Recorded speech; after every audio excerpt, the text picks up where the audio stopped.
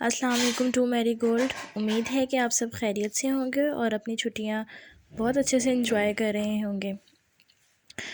آج 14 جنوری 2026 ہے اور بدھ کا دن ہے، اور آج ہم اپنے سبق نمبر 20 ایک سواری بڑی پیاری کا سٹارٹ کریں گے. سب سے پہلے بیٹے آپ کو پتہ ہونا چاہیے کہ سواری کسے کہتے ہیں. سواری کسی بھی ایسی چیز کو کہتے ہیں جس پر بیٹھ کر یا سوار ہو کر ہم ایک جگہ سے دوسری جگہ جاتے ہیں. ٹھیک ہے، جیسے کہ آپ گھر سے اسکول آتے ہیں، آپ کس سواری پر آتے ہیں؟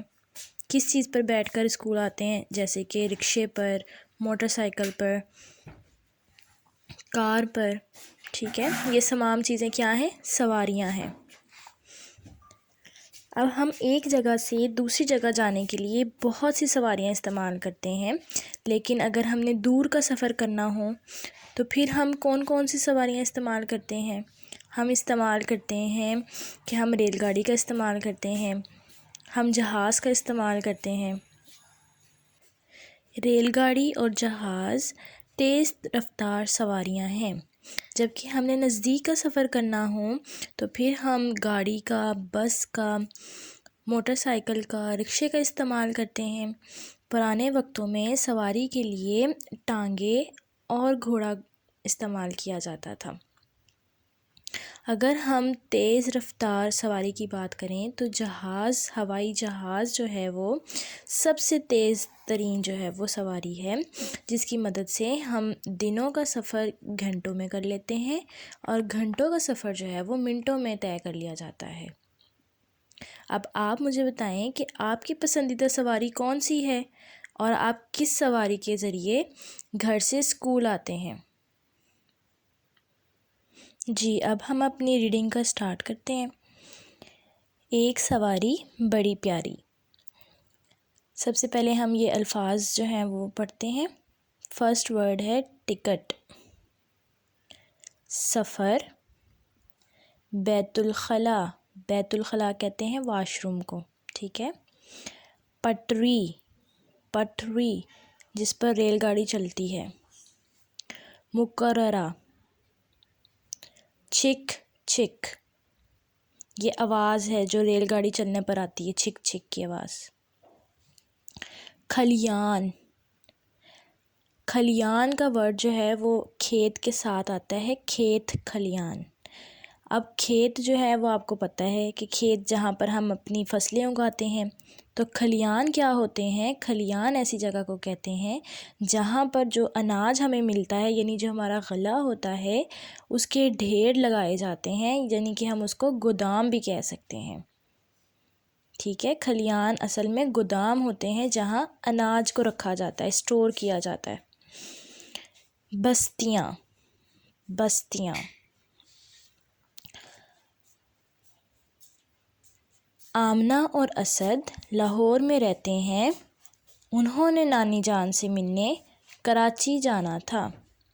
اب یہ دو بچے ہیں جو لاہور سے کراچی جا رہے ہیں، اور کیوں جا رہے ہیں؟ اپنی نانی جان سے ملنے کے لیے جا رہے ہیں.